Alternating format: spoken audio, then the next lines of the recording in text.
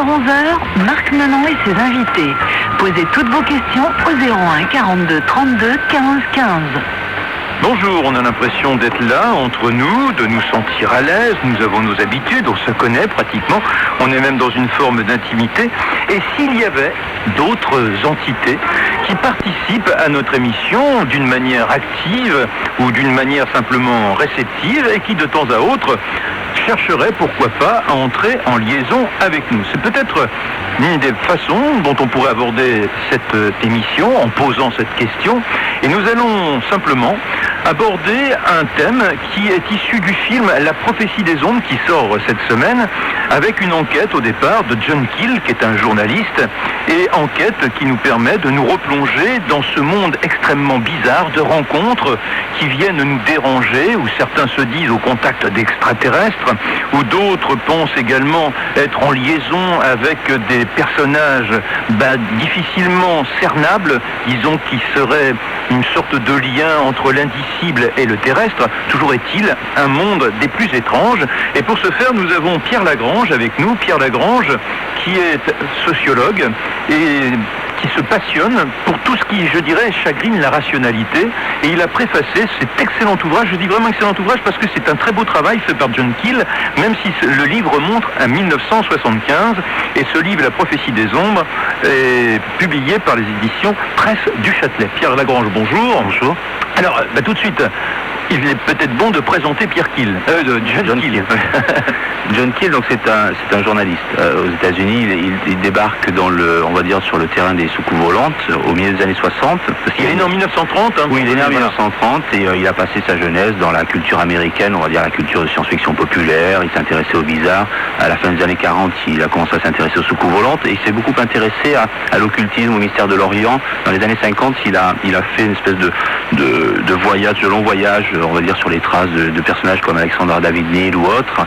Il a même été sur les traces, enfin tenté de trouver les traces de l'abominable homme du Nègre. Oui, c'est-à-dire qu'il aurait même observé des choses bizarres au Tibet. Il a fait depuis l'Égypte, le Proche-Orient, Moyen-Orient jusqu'au Tibet. Il en a tiré un premier bouquin en 57 qui s'appelait Jadou et qui était d'ailleurs traduit en français sans son autorisation. Il l'a découvert parce que je lui ai apporté un exemplaire. Et après, donc il écrivait comme ça. Il écrivait des nouvelles, des textes sur des tas de sujets très différents. Et dans les années 60, les États-Unis ont été submergés par des vagues de soucoupes volantes, d'observations d'OVNI, et par une énorme controverse entre le public, on va dire, les groupes d'ufologues, les passionnés d'OVNI, et le gouvernement qui enquêtait officiellement. Il y avait une cellule militaire au sein de l'US Air Force qui enquêtait et qui était soupçonnée de cacher quelques terribles vérités. Et donc la multiplication de témoignages ont fait que la presse s'est beaucoup intéressée au sujet et John Keel s'est retrouvé avec la tâche, des journaux lui ont demandé d'écrire l'article définitif sur la question. Donc il s'est retrouvé à arpenter les États-Unis à la recherche de témoins pour essayer de comprendre ce qui se passait. On a du mal à imaginer en France qu'il y ait eu une telle mobilisation médiatique à l'époque. Parce que moi j'étais dans ma jeunesse et je ne me souviens pas qu'il y ait eu à la une des journaux autant de traces de témoignages de personnes pensant être en relation avec les extraterrestres, nous relatant même ce qui se passait aux États-Unis. Alors là, quand on lit John Keel, on a vraiment le sentiment que les télévisions locales et même les grands médias américains, pratiquement au quotidien, avaient des titres sur ce type de phénomène. Là, disons que le phénomène fonctionne beaucoup par vagues. Donc la première grande vague de soucoupes volantes, c'est 1947, l'été 47, la presse en parle énormément, et ça va ensuite succéder. L'année 52 est également une grande période de vagues, avec des survols de Washington et des choses de genre, et c'est vrai que le milieu des années 60 aussi, mais si on se souvient, en France, on avait des affaires très célèbres aussi, l'affaire de Valençol, c'est le 1er juillet 65, c'est cette même période. Donc le phénomène, de toute façon, arrivait. C'était pas la même ampleur. Je pense que pour avoir un phénomène de cette ampleur, on l'a eu en 74, où il y a eu vraiment une grande mobilisation, un intérêt très accru pour ce phénomène chez nous. Mais à cette époque-là, donc il y avait effectivement il se passait quelque chose parce que le Congrès s'est penché sur le sujet. Alors, lui va aussi enquêter sur un ensemble d'événements qui se déroulent en un point précis. Enfin, quand je dis un point précis, c'est plus une région. C'est en Virginie occidentale, dans une petite bourgade qui s'appelle Point Pleasant. Point Pleasant, oui. Alors, racontez-nous ce qui se passait. On est en 1967. 66. Et là, ce qui se passe, c'est que donc il y a, surtout les États-Unis, on voit des ovnis, et John Keel apprend par un ufologue qui s'appelle Gray Barker qu'il y a des observations de créatures étranges dans la région de Point Pleasant. Alors là, on est un peu en dehors des ovnis, c'est-à-dire qu'il y a effectivement des histoires d'ovnis, mais il y a des gens qui décrivent avoir vu une créature étrange, créature bipède, très grande, et qui serait dotée d'une paire d'ailes. Et donc, espèce de truc, un homme chauve-souris ou quelque chose comme ça. Enfin, quelque chose qui est vraiment à la limite, qui sort du cadre de l'ufologie habituelle. John Keel débarque là et se rend compte qu'il n'y a rien, nulle part dans la presse, il entend parler de rien. Il va fouiller un petit peu et il va finir par découvrir qu'effectivement il y a tout un tas de témoins qui ont vu des choses, mais des choses qui les dépassent tellement qu'ils n'osent pas vraiment en parler. Mais plus il va creuser, et avec l'aide notamment d'une journaliste locale, Maria Hay, qui est la correspondante de l'Associated Press et d'un journal local, et il va comme ça déterrer tout un tas de témoignages et une vague de phénomènes. Alors on va s'arrêter 2 secondes sur ces hommes chauves-souris, si je puis utiliser votre expression, en ayant là aussi un témoignage qui est rapporté par John Keel assez étonnant, qui se déroule au Vietnam, où il y a 3 soldats américains qui voient, alors bon, là encore, on peut se dire que dans la situation où ils se situent, il y a peut-être une hallucination, toujours est-il qu'ils décrivent, là c'est une femme nue chauve-souris. Oui, c'est-à-dire que donc il y a effectivement ce cas, il y en a, quand on fouille la littérature ufologique, on se rend compte qu'il y en a beaucoup d'autres. Et ça pose justement la question de la pertinence des catégories ufologiques, parce que John Keel va découvrir qu'il y a tout un tas de descriptions d'entités qui sont quand même à la limite de la science-fiction. Quand on tombe là-dessus, on se dit, est-ce que les gens sont raisonnables de raconter des choses pareilles? Surtout, c'est vrai que cette histoire au Vietnam des 3 soldats qui racontent avoir vu une femme nue dans le ciel volante.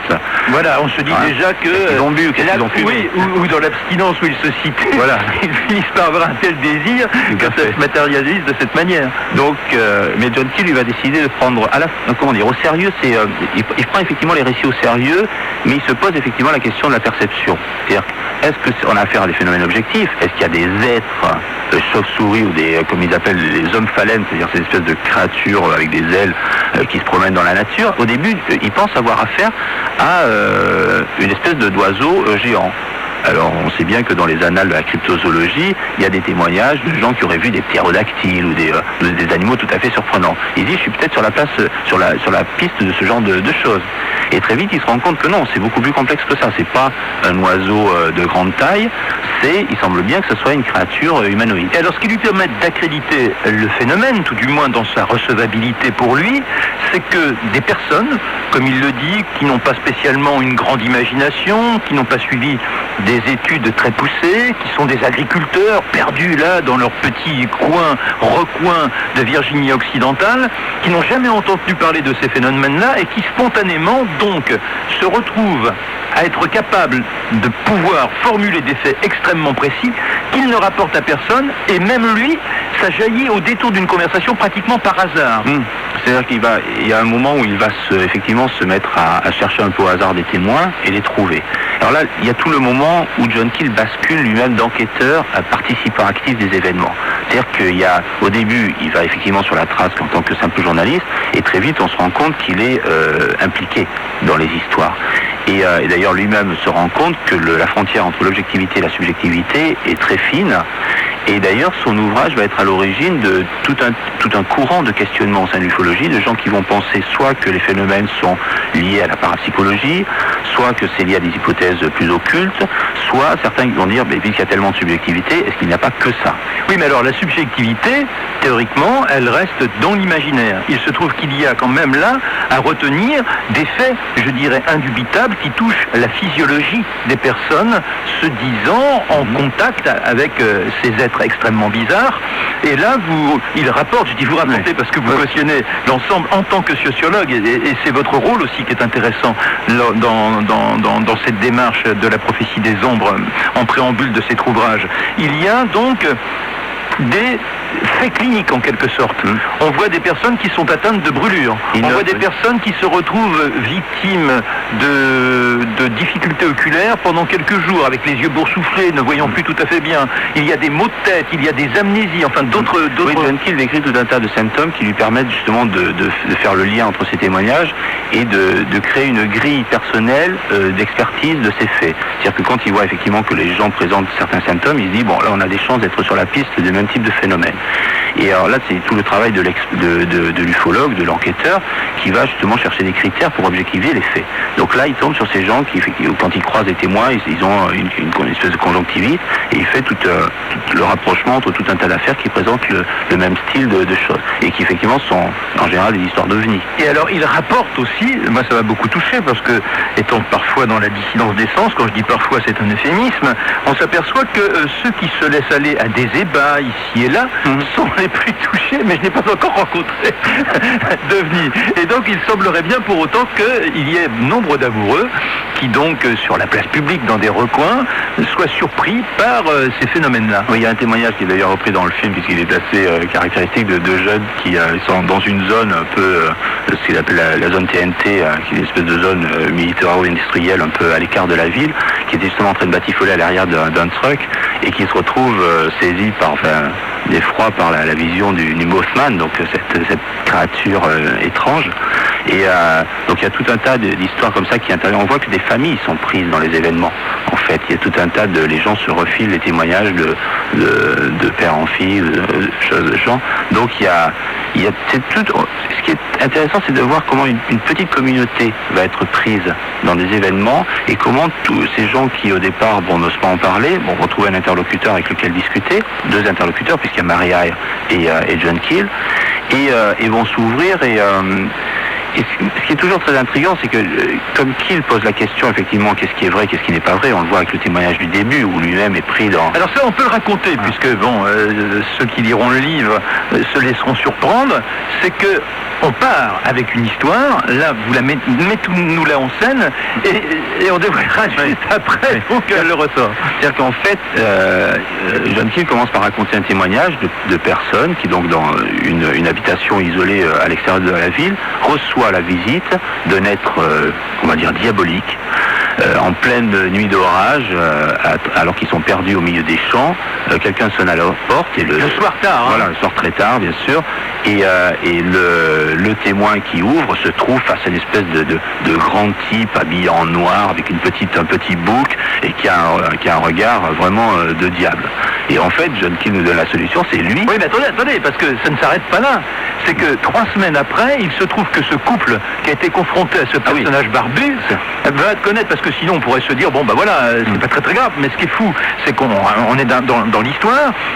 Ils se sont donc trouvés confrontés à ce personnage ô combien dérangeant, ils en parlent autour d'eux, et 3 semaines plus tard... Ils sont morts. Voilà. Ah oui. Et de façon étonnante. Ah oui, parce que c'est la catastrophe donc il y a un pont qui reliait la ville de Gallipolis et celle de Point Pleasant, qui traversait le fleuve Ohio, qui s'écroule dans des circonstances qui ont été expliquées comme étant les fatigues structurelles du pont, mais qui s'écroule en emportant plus d'une 40aine de personnes, qui est un drame d'ampleur nationale. Et parmi les victimes, il y a pas mal de témoins, dont ces personnes-là. Voilà, alors donc là, on accrédite. On dit que c'était vrai, c'était un événement prophétique. Voilà, et puis même ce personnage a lancé un maléfice, et ils se sont retrouvés après. Voilà. Ce qui prouve bien qu'il faille faire très attention dans la coordination des événements, parce que quand on cherche à accréditer une thèse, très rapidement on peut tomber comme ça. Voilà. Mais alors donc lui va se défier de tout ça, puisqu'il est lui-même témoin de ce que c'est lui, le personnage. Voilà, on est d'accord. Au moment où il commençait son enquête. Il est tombé en panne, et il est allé chercher de l'aide, donc il a traversé des champs de boue et tout, et il sonne à une porte, et effectivement, il se rend compte qu'avec son allure de citadin, comme ça, en chaussures de ville, costume noir et tout, débarquer en plein milieu de nuit d'orage, frapper chez les gens, ça peut surprendre. Et surtout par rapport au contexte dans lequel il tombe. Voilà, et en rappelant que dans ces années 66, donc, aux États-Unis, il n'était pas courant de voir des personnes avec une barbe et des cheveux longs, que déjà c'était un comportement un peu trop atypique, parce que on est plutôt dans la rigueur, surtout là en Virginie occidentale, on se doit une certaine apparence physique. Alors néanmoins, ce personnage est d'autant plus accrédité qu'il y a une sorte de répétition dans l'étrangeté de gens qui se présentent ici et là et qui ont cette apparence. Ce que Keel commence à collectionner, c'est donc, il y a les histoires de gens qui ont vu des ovnis, il y a les témoins qui ont vu le Mothman, donc la créature ailée, Et puis, il y a peu à peu, on se rend compte que la réalité entière est contaminée. C'est-à-dire, c'est comme un effet domino. On commence par voir des choses un peu bizarres et de plus en plus, la réalité quotidienne est contaminée. Et quand les gens sortent, ou quand les gens, ou chez eux justement, on sonne chez eux ou en téléphone, ils commencent à recevoir des coups de fil bizarres, ils commencent à croiser des personnages étranges. Alors ça va être des agents du recensement, des types qui viennent réparer les lignes téléphoniques, des choses comme ça. Mais chaque fois, il y a une accumulation de détails curieux. Ils connaissent pas leur boulot, ou des tas de voilà, choses. entre autres également, d'abord la constante, c'est qu'ils portent tous des vêtements noirs. Alors, souvent, effectivement, il y a des tenues décalées. C'est-à-dire que ce qu'ils notent, c'est que ce sont des tenues. Les gens sont habillés comme s'ils sortaient de chez le couturier, mais ils sont soit en retard, très en retard sur la mode, soit très en avance. Et ils sont au volant de voitures flambant neuves qui sont des années 50, on fait des trucs qui sont totalement décalés. Par rapport également, il a précisé qu'ils possèdent tous un portefeuille neuf. Ah oui, alors le carnet de notes, voilà. Flambant neuf, des choses comme ça. On a vraiment l'impression qu'ils sortent, ils viennent de débarquer, on les a habillés tout neufs, et on leur a donné un équipement entier, etc., etc. Et le dernier point, c'est qu'ils s'intéressent à des objets extrêmement courants, comme s'ils les découvraient pour la première fois. Entre autres des stylos qu'ils savent pour piquer. Des stylos, des trucs qui n'ont aucun intérêt pour personne. Et les hommes en noir, on va revenir sur le dossier, on ne va pas s'arrêter là. Nous sommes avec Pierre Lagrange, nous parlons de cet ouvrage de John Keel, La prophétie des ombres, qui est le livre ô combien fourmillant qui accompagne la sortie du livre du même nom. C'est aux éditions Presse du Châtelet. Et posez vos questions au 01 42 32 15 15.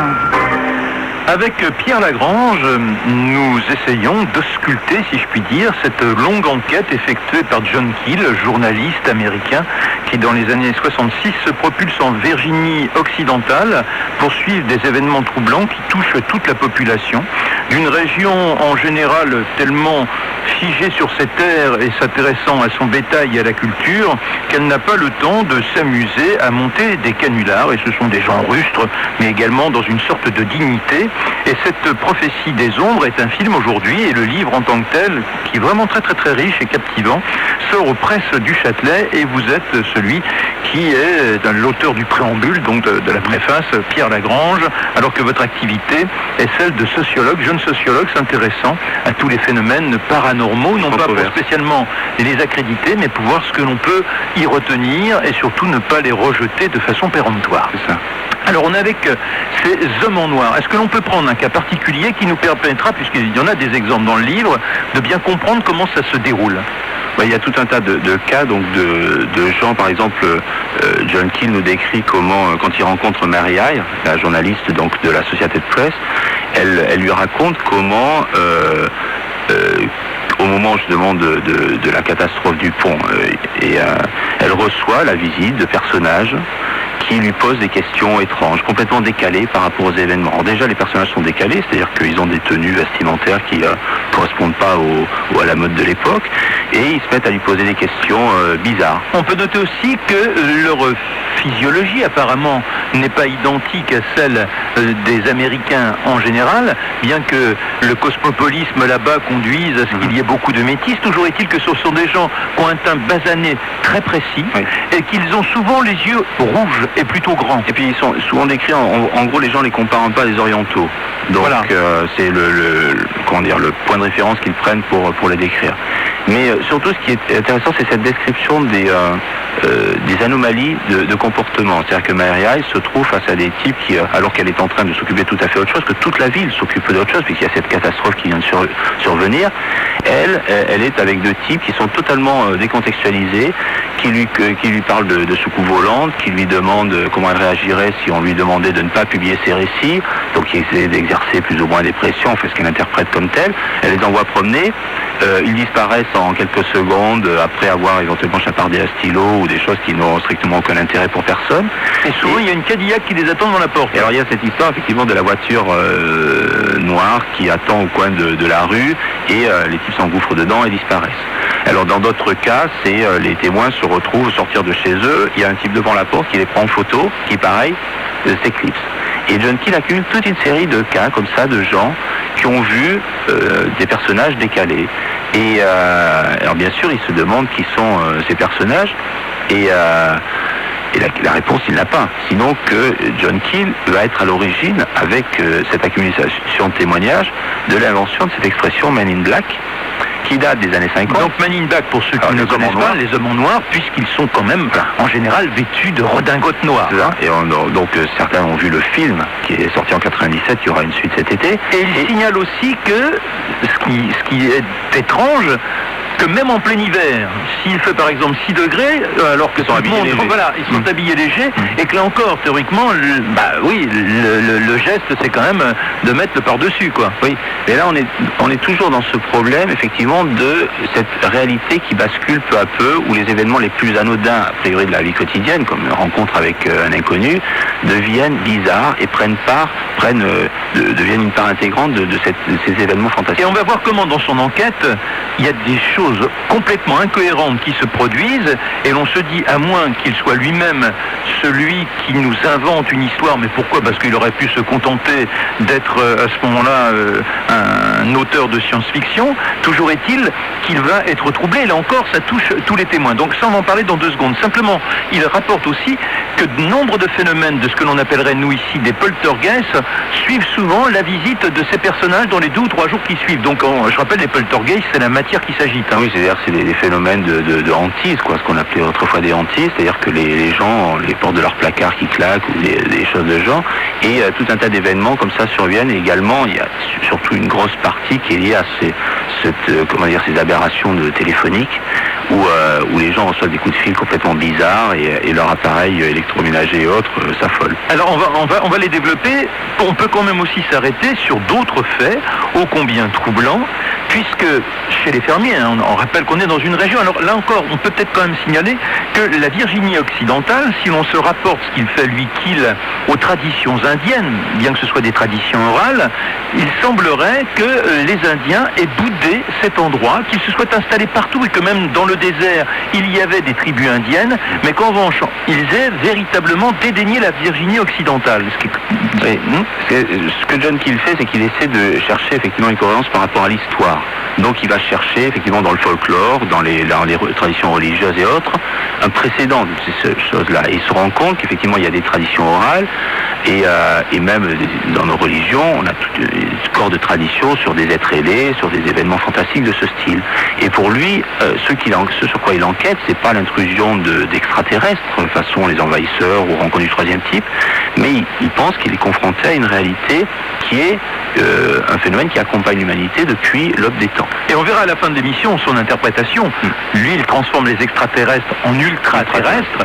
Et simplement, donc, dans ces fermes, les fermiers, au-delà de cette agitation de la matière, après la visite de ces personnages étranges, pour certains, voient leur bétail frappé de morts violentes, et les animaux sont vidés de leur sang sans qu'il y ait la moindre trace autour d'eux. Oui, ça c'est un autre aspect de l'ufologie, ce qu'on appelle les mutilations de bétail. Il y a il y a eu plusieurs vagues aux États-Unis de phénomènes très étranges où des fermiers comme ça ont constaté des morts mystérieuses de leur bétail. C'est pas limité aux États-Unis. Moi j'ai enquêté en France sur des affaires similaires, mais qui se passent dans un cadre, on va dire, non ufologique, où on accuse des loups ou des chiens errants, ou dans certains cas on parle d'événements beaucoup plus étranges, mais on est comme ça dans une structure qui a été d'ailleurs bien analysée par certains ethnologues, notamment Jeanne Favre-Sada dans un ouvrage célèbre sur la sorcellerie, qui est cette accumulation du malheur. C'est-à-dire que les gens se retrouvent confrontés à un événement, ça passe, 2, ça commence à devenir bizarre, mais quand on a comme ça toute une accumulation d'événements étranges, on se trouve obligé, contraint de faire appel à des schémas interprétatifs qui sont différents de ceux de la normalité. Et on voit, et ce qui est intéressant dans les de John Keel, c'est cette façon qu'il a de nous montrer comment ces gens sont happés par les choses. C'est-à-dire qu'en général, on a tendance à dire c'est du wishful thinking, et les gens voient ce qu'ils veulent bien voir. Et là, on se rend compte avec Keel, alors bien sûr, il y a tout un débat sur la part qu'il a prise dans ces événements, mais moi ce qui me paraît intéressant, c'est la manière dont il montre comment ces gens sont happés malgré eux par des événements qui ne sont pas vraiment les choses qu'ils avaient souhaitées. Et il rapporte dans le cadre de ces animaux touchés par le fléau, ou par le phénomène, comme on veut, l'histoire de ce fermier qui voit les traces de son chien qui a disparu, donc il les suit, Et il arrive à un endroit où on a l'impression que le chien a tournicoté dans la boue. Il y a les traces qui sont là, et pour autant, donc dans la logique de l'étude de ces traces, le chien ne peut pas avoir disparu, il devrait être là couché sur le flanc à force d'avoir tourdi, et il n'y a plus rien. Et il n'y a pas d'autres traces autour. Oui, bon, ça, dans les histoires de mutilation, il y a souvent ça, effectivement, les traces du bovin ou autre qui continuent, on le retrouve plus, et on va le retrouver sans aucune trace, alors au sommet d'une colline, des choses comme ça. Alors, bon, tout le problème, c'est l'enquête, effectivement, qu'il faut mener pour arriver à savoir. Moi, quand j'ai enquêté sur des affaires comme ça en France, on avait beaucoup sur tout le travail consiste à une interprétation de traces. On est vraiment dans une enquête de style détective, et les gens sur ces traces vont essayer de savoir de quoi il s'agit, et tout va être basé sur une absence d'événements, mais sur les dernières petites traces qui ont été laissées par ces choses-là. Alors également inversé au dossier, c'est qu'il n'y a pas que des anonymes, il y a des gens qui ont fonction de respectabilité, comme des shérifs, qui se trouvent eux-mêmes, alors manipulés, c'est le mot qui me vient, mais au moins touchés par ce qui se déroule alentour, et qui se retrouvent avec des radios brouillées, qui se retrouvent avec des commissariats qui brûlent, etc., etc. Et restons dans cette logique des études téléphoniques. Il semble bien donc qu'il y ait là une incohérence et que ce soit difficilement interprétable par des canulars. Donc racontez-nous comment ça se traduit au téléphone. Voilà, John Keel découvre que les gens, par exemple quand il va débarquer chez certains témoins, les gens un peu avant ont reçu un coup de fil qui leur annonçait qu'il y avait un type bizarre qui errait dans la campagne et qu'il fallait s'en méfier. C'est comme ça qu'il se fait accueillir à une reprise au moins à la pointe du fusil. Donc il découvre comme ça que tout un tas de personnes reçoivent des coups de fil bizarres, et lui-même se met à en recevoir. C'est-à-dire qu'il reçoit à un moment des coups de fil de Gray Barker, donc cet ufologue qu'il avait mis au courant des événements en Virginie occidentale, et il se rend compte que le Gray Barker qu'il a au téléphone ne correspond pas à celui qu'il connaît. Tout d'un coup il est marié alors qu'il n'a jamais été marié, et il se met à tenir des propos en gros comme s'il ne s'était jamais vu pas vu depuis des années. Et il accumule des récits de ce style. Et alors ce qui est étonnant et troublant aussi, c'est que dans ces incohérences, il peut y avoir parfois des prédictions. Oui. C'est-à-dire que les prédictions aussi sont assez mal faites. C'est-à-dire que des fois, effectivement, il va tomber sur des événements qui sont correctement décrits. D'autres fois, on lui prédit des événements qui sont déjà passés ou qui vont se passer, mais à d'autres moments ou dans d'autres lieux, contextes. Il y a notamment toute une histoire sur le pape qui. On va en parler parce que ça mérite quand même étude. Mais les propos qui sont tenus au téléphone rapportent ici et là que souvent la langue n'est pas toujours de l'anglais pur, qu'il y a une sorte de consonance espagnole, que l'on égrène des chiffres aussi. Oui, il y a des propos incohérents, et puis surtout des voix qui vont à toute vitesse. Donc qui ne correspondent pas à un correspondant normal au téléphone. Mais on pourrait se dire, vous Pierre Lagrange, qui êtes sociologue, qu'il y a là simplement quelques corbeaux, comme on les voit dans les affaires de faits divers, qui cherchent simplement à déstabiliser la population. Or, ce qui paraît peu probable en l'occurrence, c'est quand il se retrouve, comme vous le disiez lui-même, confronté à ces appels, et que par exemple, il décide au dernier moment d'aller dans un hôtel. Il ne sait même pas que cet hôtel existe. Et que trouve-t-il dans cet hôtel? Des messages qui l'attendent. Oui, ça moi j'avais noté, c'est marrant parce que ça correspond à une enquête que j'avais faite sur la toute première affaire de soucoupe volante, où un témoin comme ça également débarque dans un hôtel et on lui a déjà réservé une chambre et tout ce qui s'ensuit. Donc on a l'impression qu'il y a une espèce de constante, et tout le problème, c'est vraiment à partir de quel moment on est dans des événements qui sont authentiquement bizarres, et à partir de quel moment on est dépassé par les événements. Parce que c'est vrai que Keel cesse très vite d'être l'enquêteur pour participer activement, puisque c'est une histoire de bizarrerie téléphonique. Moi, j'ai eu un exemple similaire la première fois que j'ai rencontré Keel. C'est-à-dire que quand je l'ai vu c'était en 87, quand je l'ai rencontré aux États-Unis pour la première fois, je lui avais laissé un message téléphonique. Et alors que je n'avais pas lu le bouquin, je n'étais pas au courant. Et donc j'ai découvert un personnage qui était toujours hanté par les événements qu'il avait enquêtés en 66. Alors, est-ce qu'il a continué, là juste on peut poser la question vite fait, est-ce qu'il a continué à avoir une curiosité par rapport à tout ça? Oui, bien sûr, il a écrit. Et il continue à collecter des éléments, ou est-ce qu'il y a des périodes de calme? John Keel est assez âgé, je pense qu'il y a des périodes aussi où les événements se calment un peu, mais il a publié son premier livre en 70 sur les ovnis, Opération Cheval de Troie, qui n'a jamais été publié en français, et à partir de là, il a publié toute une série de bouquins et surtout énormément d'articles, donc c'est vraiment c'est une figure légendaire du milieu ufologique dans les pays anglo-saxons. C'est quelqu'un qui est à l'origine de tout un courant de réflexion sur ces sujets-là. Eh bien, on verra jusqu'où mène sa réflexion dans quelques instants. Nous sommes avec Pierre Lagrange, sociologue, et qui s'est donc intéressé à cet ouvrage de John Keel, ouvrage présenté par les Presses du Châtelet. Il vient juste de sortir, ça s'appelle La prophétie des ombres, et c'est de ce livre dont a été tiré le scénario qui permet de voir un film sorti mercredi dernier qui s'appelle La prophétie des ombres. Marc Menon et ses invités. Posez vos questions au 01 42 32 15 15. Nous sommes avec Pierre Lagrange. Nous parlons de cet ouvrage qui sort aux Presses du Châtelet. Ouvrage des plus intéressants parce que c'est un travail extrêmement sérieux mené par un journaliste américain, John Keel, dans les années 66-67, entre autres, avec des événements qui se déroulent en Virginie occidentale, à Point Pleasant. On dit comme ça, moi je suis pas très bon en anglais. Alors on pourrait dire, bon, ça sort de son imagination, on a un livre là. Non, ce qui se trouve, c'est qu'il y a suffisamment de manifestations qui se multiplient pour que la police ait des traces de tous les rapports qui sont faits à l'époque, et l'ensemble de la population est plus ou moins touchée. Et les médias américains donnent fortement écho à tout ce qui se déroule en ce temps. Les médias américains donnent un grand écho aux histoires de secours volantes qui ont lieu comme sur le territoire américain. C'est-à-dire qu'il y a quelques grandes affaires qui défraient la chronique. Et c'est vrai que dans ces affaires, on reste dans un schéma assez typique d'observation de secours volantes. Parce que là, on bascule dans un autre univers qui est franchement paranoïaque. On est dans une espèce de... John Keel, ce que décrit John Keel, c'est une réalité qui conspire contre nous, en fait.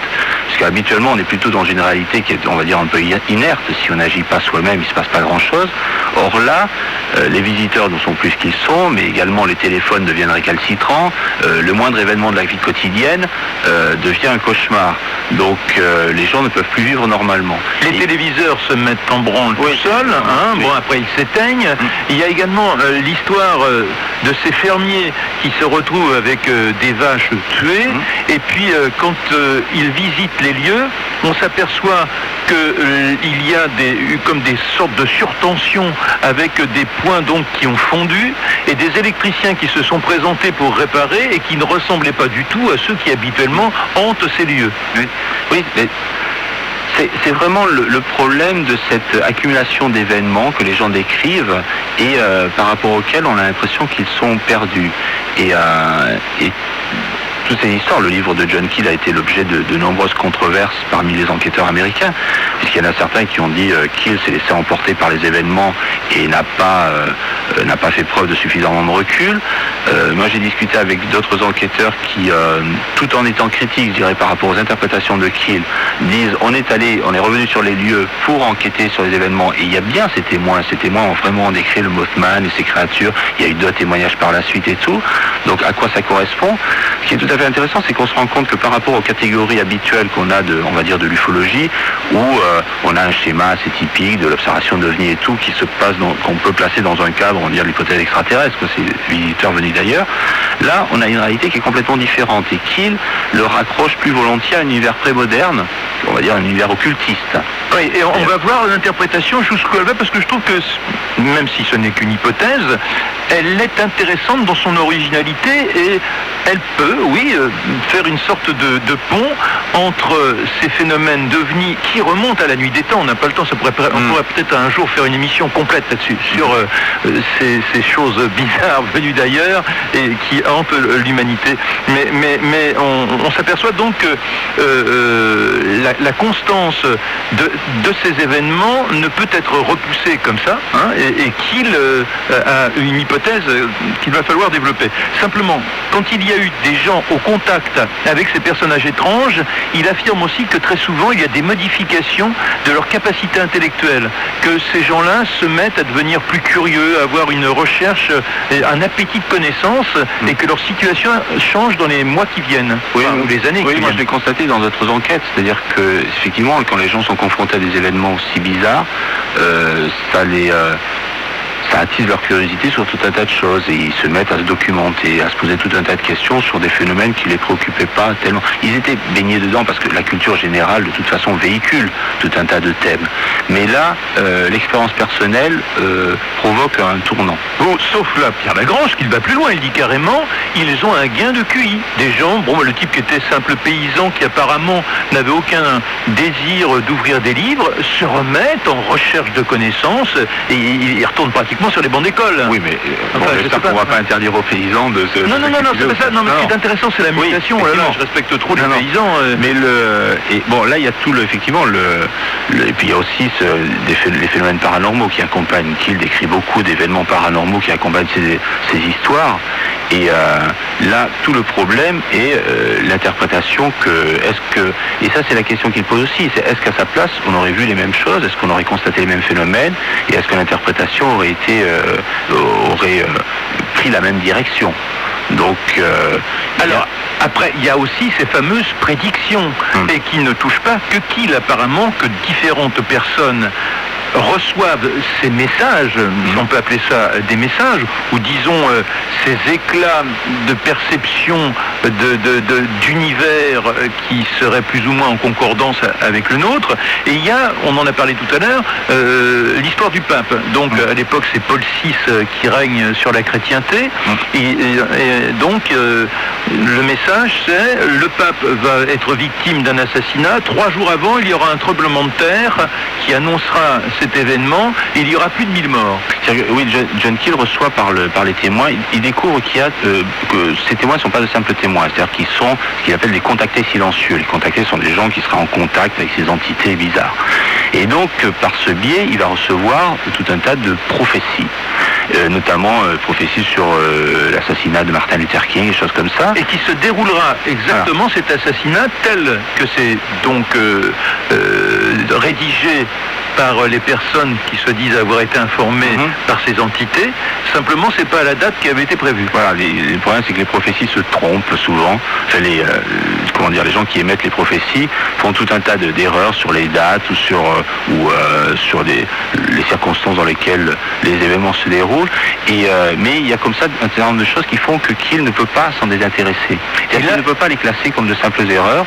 Et donc, il finit par être lui aussi tellement happé par les événements qu'il va essayer d'anticiper sur ces prophéties qui sont faites, donc se réfugier dans certains cas. Voilà, alors ça, on va revenir, mais simplement on peut s'arrêter, on a encore juste une seconde, sur le fait que il apprend bien avant l'assassinat de Martin Luther King que l'assassinat devrait se dérouler, que c'est de telle et telle manière que l'événement aura lieu, et ça se réalise de cette façon-là, ce qui est quand même apparemment étrange.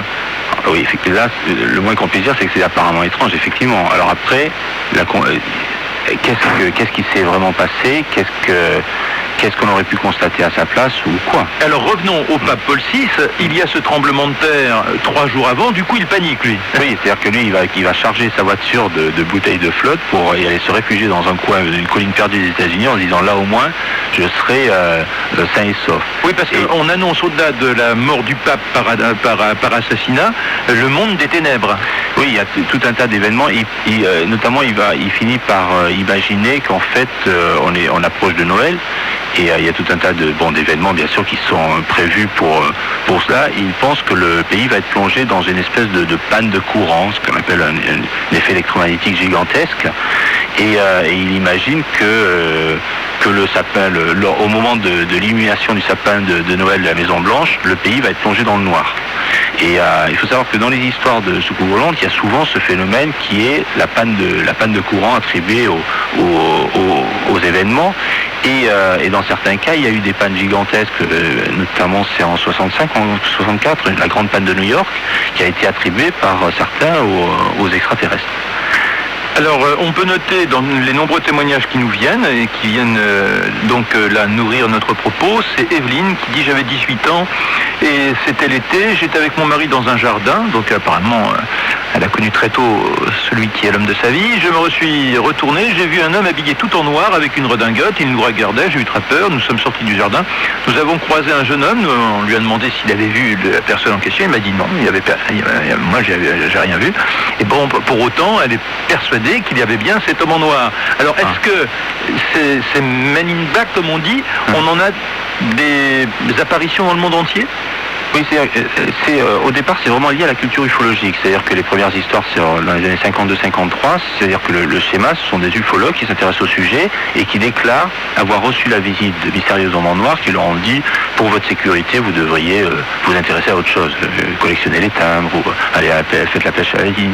Et donc, il y a cette mythologie des hommes en noir qui surgit. Des témoins auraient également reçu la visite de personnages de ce style. Alors, l'hypothèse maintenant de John Keel, qu'il développe dans son ouvrage, et il y a même un autre ouvrage où il est beaucoup plus complet sur le sujet, c'est que ce ne sont pas pour lui des extraterrestres, mais des ultraterrestres. C'est-à-dire qu'en réalité, il y aurait une sorte d'énergie qui serait là autour de nous et qui créerait ces phénomènes. John Keel formule une hypothèse qui est à la frontière entre, on va dire, l'écologie profonde, ou les théories de Gaïa de James Lovelock, le savant anglais, et les vieilles théories occultistes, même de plutôt de la philosophie occulte, on va dire, d'Agrippa, Paracelse et prémoderne.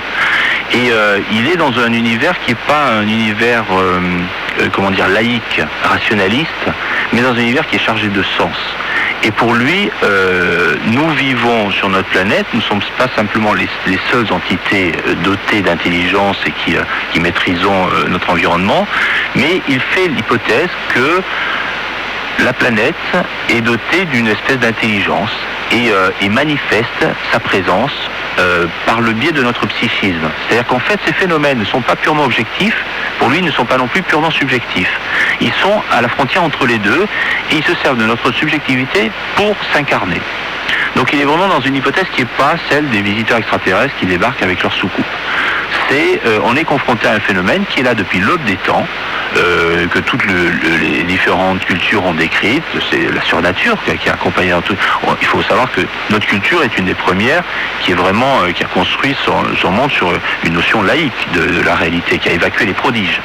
Et John Keel nous replonge dans cette réalité. Il montre comment, chaque fois qu'en gros le scientifique a le dos tourné, cette nature profonde, on va dire, de la réalité, ressurgit et se manifeste à nouveau. Et donc une sorte d'énergie intelligente qui nous permet d'avoir une sorte de relation pour tenter une sorte d'harmonisation de l'ensemble de la planète. Alors ça, on ne sait pas effectivement, parce que ces prophéties sont aussi en côté très, très sombre, beaucoup de manifestations sont assez noires. Mais il y a effectivement quelque chose qu'on pourrait rapprocher de l'inconscient collectif de Jung qui se manifeste. Merci beaucoup Pierre Lagrange. Ce livre vraiment palpitant, La prophétie des ombres, il sort aux presses du Châtelet. Vous êtes l'auteur de la préface, l'auteur John Keel, et puis le film, moi j'ai pas vu le film, j'ai lu le livre. Le livre était vraiment très intéressant, voilà. On se retrouve la semaine prochaine, dans un instant les informations.